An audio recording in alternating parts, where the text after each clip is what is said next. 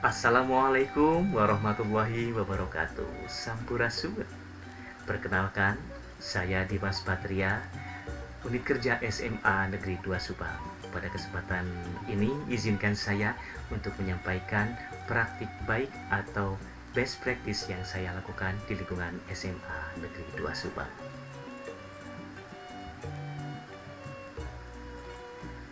Baik, pada kesempatan ini izinkan saya untuk menyampaikan apa yang saya lakukan di lingkungan SMA Negeri 2 Subang pada kegiatan pembelajaran bahasa Sunda. Kebetulan saya mengajar di kelas 10 dan menggunakan kurikulum Merdeka. Bagaimanakah situasi pembelajaran bahasa Sunda di lingkungan SMA Negeri 2 Subang yang melatar belakangi saya untuk menyampaikan best practice ini? Apa yang saya lakukan? Saya menggunakan media YouTube dengan cara live streaming pada kegiatan praktik pembelajaran bahasa Sunda. Yang melatar belakangi saya adalah yang pertama, peserta didik kurang lancar dalam berbicara bahasa Sunda. Jadi banyak sekali peserta didik yang tidak lancar karena memang tidak dibiasakan di lingkungan sekolah ataupun di lingkungan keluarga. Berkaitan dengan latar belakang yang kedua, yaitu peserta didik tidak menggunakan bahasa Sunda di lingkungan keluarga. Alasan yang paling vital adalah karena anggapan dari orang tua menggunakan bahasa Sunda itu sangatlah kasar katanya. Padahal hanya beberapa kata yang mengakibatkan bahasa Sunda dicap kasar. Selanjutnya, peserta didik malu ketika berbicara menggunakan bahasa Sunda. Tentu ini membuat gengsi bahasa Sunda tersebut menjadi kurang baik di lingkungan masyarakat. Lalu selanjutnya, kurangnya sarana fasilitas pembelajaran yang menunjang kegiatan pembelajaran bercerita. Tentunya kali ini SMA Negeri 2 Subang sedang berusaha untuk membenahi sarana prasarana agar kegiatan pembelajaran bercerita dapat dilaksanakan. Baik, selanjutnya, pembelajaran ini penting untuk dibagikan karena merupakan pengalaman berharga bagi penulis, bagi saya sendiri, dalam memotivasi peserta didik pada mata pelajaran bahasa Sunda. Selanjutnya, apakah peran penulis pada kegiatan pembelajaran ini? Untuk yang pertama, saya sebagai fasilitator yang memfasilitasi peserta didik untuk belajar bahasa Sunda melalui media YouTube ini. Yang kedua, saya sebagai evaluator mengevaluasi bagaimana perkembangan peserta didik dalam bercerita bahasa Sunda. Dan selanjutnya, saya juga sebagai pembelajar, saya banyak belajar dari peserta didik bagaimana cara mereka mengungkapkan ide dan gagasan dalam kegiatan bercerita tentunya. Dan selanjutnya, tantangan yang saya hadapi adalah yang pertama, belum adanya pengalaman siswa dalam kegiatan podcast.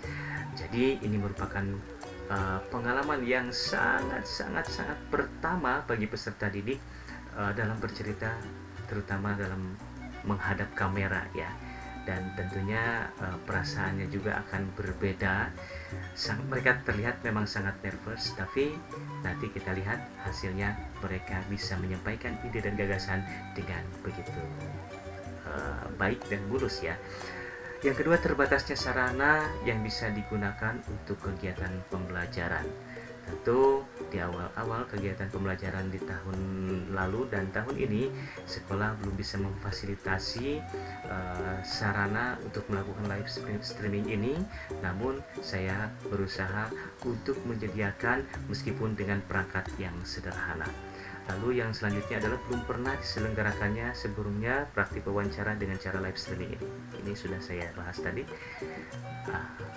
Apa aksi yang saya lakukan? Yang pertama, guru mempersiapkan ruangan serapi mungkin untuk kegiatan podcast. Jadi ruangan saya setting sedemikian rupa agar menyerupai settingan-settingan podcast yang biasa dilakukan di YouTube tentunya. Dua, guru memanfaatkan fasilitas yang ada ditambah dengan pengadaan fasilitas lain yang dibutuhkan untuk menunjang pembelajaran seperti wifi portable. Ini saya sediakan sendiri, sengaja saya menyisihkan untuk membeli wifi tersebut, dan kamera webcam yang digunakan untuk shoot video. Tidak webcam yang bagus, tapi lumayan untuk mengambil gambar terlihat lebih tajam dan lebih bagus ya. Guru menggunakan model pembelajaran project based learning. Jadi setiap materi dalam pelajaran bahasa Sunda saya usahakan untuk mereka melakukan praktik, karena ini yang bisa menjadikan mereka terbiasa berbicara dalam bahasa Sunda. Jadi dengan berpraktik berbicara langsung, diharapkan mereka menjadi lebih terbiasa dalam berbicara bahasa Sunda. Aplikasi yang saya gunakan untuk streaming adalah Prism Live Studio. Baik, ini podcast yang saya lakukan bersama peserta didik, di mana di sini peserta didik berperan sebagai pewawancara dan juga sebagai narasumber ya. Boleh kita lihat cuplikannya sebagai berikut.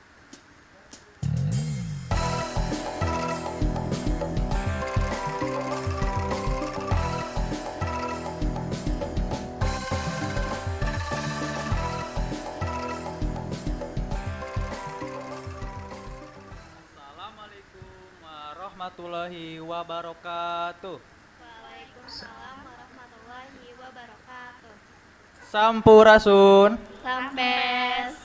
Tepangkeun nami abdi Tegar Dwi Septian dina acara Pos Ronda Podcast Generasi Anom Semanda.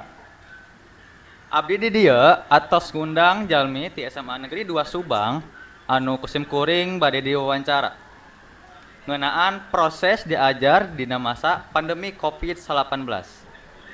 Sate acan podcastnya dimulai, mangga tepangkeun nami teteh masing-masing. Tepangkeun nami abdi Dinda Restu Aulia ti kelas 18 SMA Negeri 2 Subang. Tepangkeun nabi abdi Dian Aprilia di kelas 18 di SMA Negeri 2 Subang. Tepangkeun nami abdi Nadine Frila Palosa ti kelas 18 SMA Negeri 2 Subang. Janten abdi hoyong naros yeuh ka para teteh sarerea ngeunaan pengalaman diajar dina masa COVID-19. Oke. Kanggo patarosan kahiji, kumaha ya cek teteh ngeunaan diajar dina masa pandemi teh? Apakah efektif atau henteu? Lamun cek abdi kurang efektif kusabab munculna loba masalah sapertos masalah paket data atawa kuota, siswana anu teu serius kusabab bosenan, sareng anu hese lamun bade naros ka guru. Sami cek abdi ge kurang efektif sabab kurangna komunikasi sareng guru teh jadi kurang srek. Jadi teu aya paksaan kanggo abdi ngerjakeun tugas enggal-enggal. Jadina sering Hese gitu nya. Kan tugas teh hese nya. Baik, ini merupakan contoh podcast yang dilaksanakan. Bagaimana hasilnya?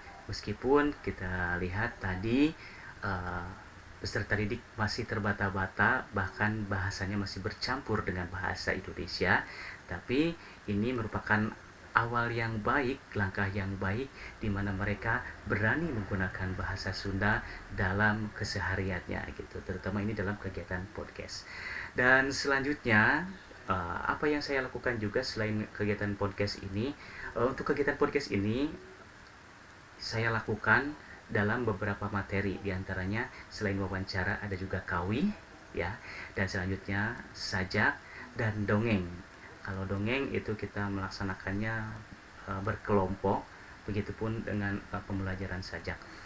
Dan selanjutnya apa yang saya lakukan selain kegiatan podcast ini untuk menunjang pembelajaran bahasa Sunda di SMA Negeri 2 Subang, saya juga aktif dalam kegiatan membimbing ekstrakurikuler, terutama ekstrakurikuler karawitan. Dalam ekskul ini saya melatih vokal, lalu saya melatih instrumen pokok. Apa itu instrumen pokok? Seperti kecapi, suling, maupun kendang. Dan tak lupa saya juga dibantu oleh beberapa pelatih untuk kegiatan latihan ekstrakurikuler ini.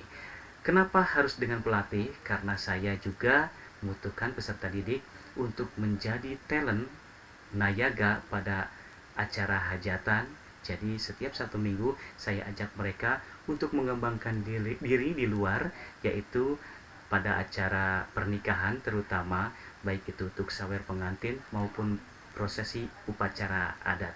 Jadi di setiap minggunya mereka mendapatkan hasil penghasilan dari apa yang mereka tekuni selama kegiatan ekstrakurikuler karawitan berjalan gitu ya.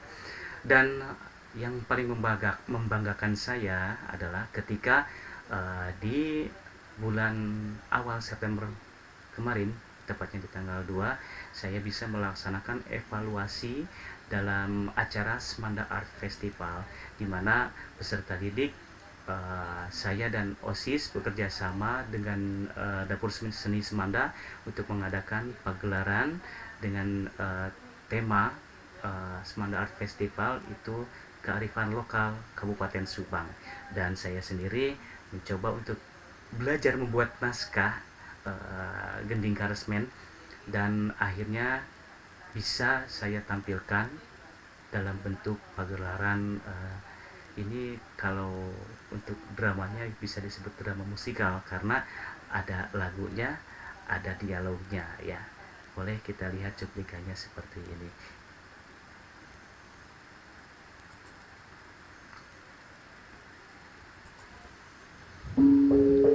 Hei penjajah jahanam, penting ieu geura nyaringkah di Tegar Subang. Ieu tanah kami, tanah karuhun kami.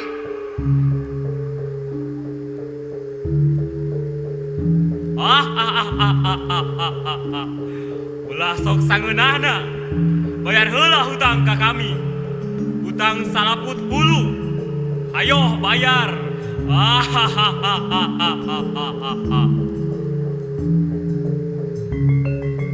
Utang kami alatan jiratan penjajah.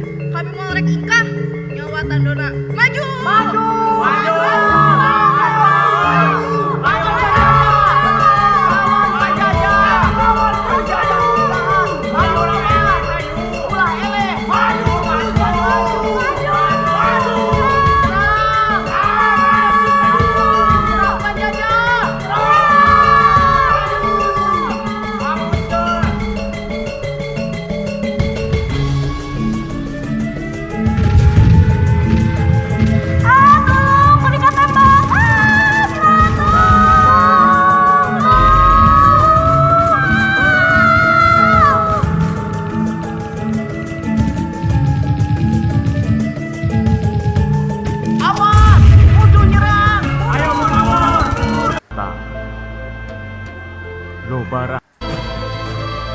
Mun urang bitota matang tu rugi lantaran rahayangan daya anu make bedil ngamumurah harga wang.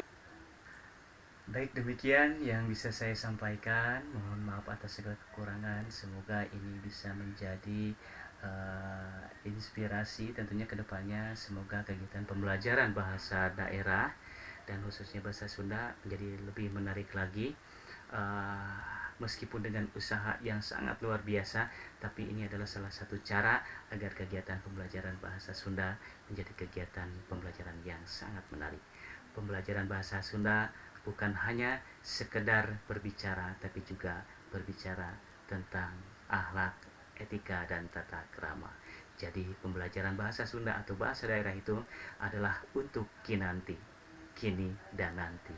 Hatur nuhun, mohon maaf atas segala kekurangan. Wassalamualaikum warahmatullahi wabarakatuh.